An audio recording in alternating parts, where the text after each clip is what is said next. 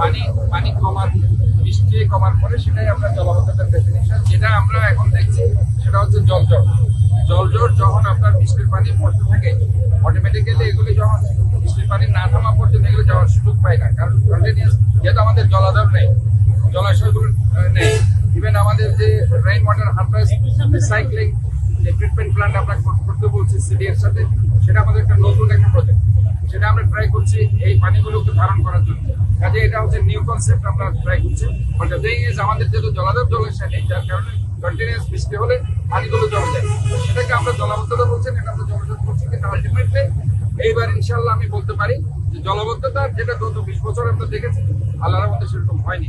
এবং জনগণকে আমি জিজ্ঞেস করি, আমি যাই জনগণের কাছে, তাদেরকে তৃণমূল পর্যায়ে শুধুমাত্র হাজের কুল এলাকা একটা জায়গায় 3 নম্বর ওয়ার্ডে আছে, যেটাতে আশেপাশে পানিগুলো যেতে পারছে না, ওইটা জলাবদ্ধতার একটা অংশ আমি দেখছি।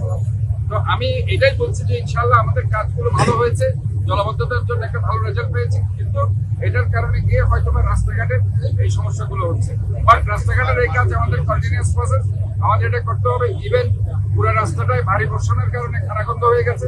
আমি দেখেছি আমার ইঞ্জিনিয়ারকে অলরেডি আমি বলে দিয়েছি সারা চট্টগ্রাম শহরে এই বৃষ্টির কারণে যেগুলো খানাখন্দ হয়েছে সেগুলো ঠিক করে দেওয়ার জন্য। তবে এখানে যেটা সমস্যা, কাজগুলো আসলে কন্টিনিউয়াস করা যাচ্ছে না, যেহেতু মাঝে মধ্যে ভারী বর্ষণ হচ্ছে এবং এই যে কাজগুলো এখানে আপনার বিভিন্ন সমস্যা হয়ে যাচ্ছে। তারপরেও মূলত আমাদের শহরটা দীর্ঘদিন ধরে অবহেলিত। আমরা পুরো এলাকাটা যদি আমি বলি যে শীতলঝর্ণা খেলার এই ব্রিজটা না, পুরো এলাকাটাই অবহেলিত। আমরা আস্তে আস্তে এখন কাজ করছি এবং আমাদের একটা বড় সমস্যা হয়ে গেছে বাজেটটা। ইনফ্যাক্ট এই সরকারের আমরা যে পরিমাণ বাজেট পাওয়ার কথা ছিল, আমরা এই বাজেটটাও পাচ্ছি না। এখন এই যে ব্রিজটা আজকে যে ব্রিজটার কথাই ধরুন, তাহলে এটা কিন্তু 6 মিটারের একটা ব্রিজ, 20 ফিটের।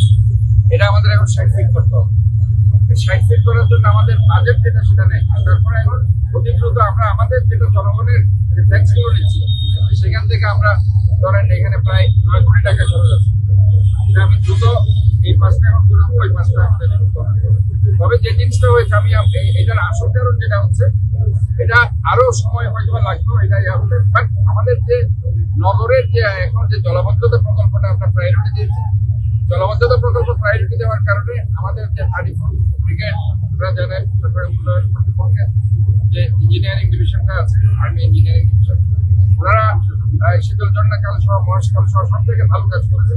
এবং এই খাল খননের কারণে এই এলাকাতে আগে একটু পানি উঠতো, আপনারা দেখেছেন সমস্ত ইন্ডাস্ট্রিয়াল বেল্টে পানি ঢুকে যেত। এবার ইনশাল্লাহ পানি উঠেনি, এটা কাজ করার কারণে। এবং এই কাজ করার কারণে যে ভালো দিকটা এটা হয়েছে, জলাবদ্ধতা কমেছে। অ্যাডভান্স যে রিয়েকশন গুলো হয়েছে, যে নিচ থেকে যে মাটি ওঠানোর কারণে আস্তে আস্তে আস্তে আস্তে চলে গেছে। তো যেটা মহেশখাল আপনারা দেখেছেন, খালি শহর রিসেন্টলি রাস্তাগুলো ফাঁক হয়ে গেছে এবং সেটা আমরা রিপেয়ার করে দিয়েছি। এটাও এখন যেটা করতে হবে, এটা অলরেডি যেটা ভাগ হয়ে গেছে 45 বছর একটা পুরানো ব্রিজ, সেটা আমাদের আগের থেকে প্ল্যান ছিল এই কাজটা করার। ওই যেটা আমাদের প্রকল্পের মধ্যে এটা ছিল না।